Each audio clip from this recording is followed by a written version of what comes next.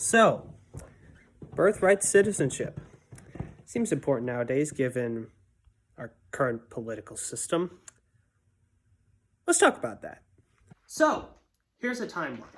In 1868, just 3 years after the American Civil War ends, the United States Congress voted to ratify the 13th, 14th, and 15th Amendment to the United States Constitution.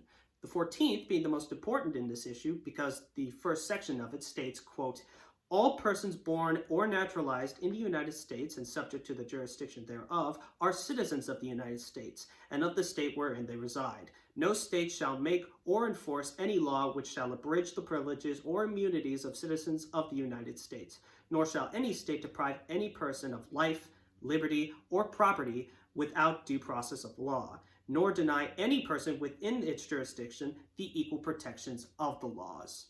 Now let's flash forward 14 years later to 1882, when the same United States Congress, along with President Chester A. Arthur, signed the Chinese Exclusion Act into law, which basically put a temporary ban on Chinese citizens emigrating to the U.S., while also regulating what Chinese immigrants in the U.S. were capable of doing. Just 13 years later, in 1895, a 21-year-old man by the name of Wong Kim Ark was denied entrance into the U.S. because of his Chinese heritage, even though he was born in San Francisco. So Ark was basically like, dude, what the fuck? I mean, okay, yes, technically my parents are Chinese citizens, but I'm not. I was born in California. The only reason I went to China was to visit them because of that stupid fucking act you passed, okay? Look, so even though they are subject to Chinese law, I am not. I am an American citizen, all right? I am speaking perfect English to you. Do you see that? Do you see that? Do you understand the words that are coming out of my mouth?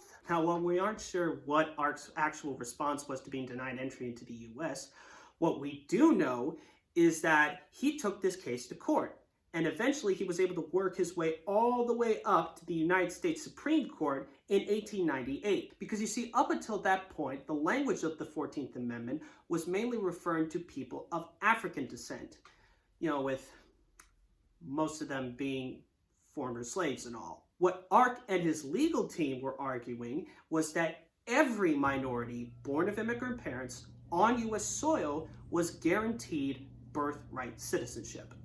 And it seems that the majority of the court was on Ark's side. Remember when the Supreme Court was seen as beneficial to the American people? God, I want those days back. So one might think, well, that's it. The court recognizes that any immigrant born on U.S. soil is guaranteed birthright citizenship, no matter their race or their nationality, right?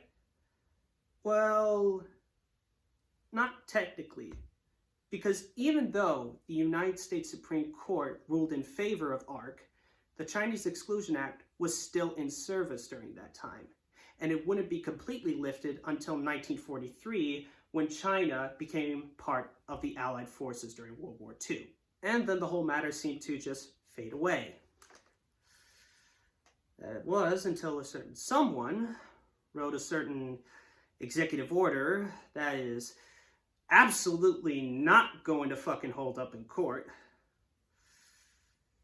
So yeah. Stay safe, everybody.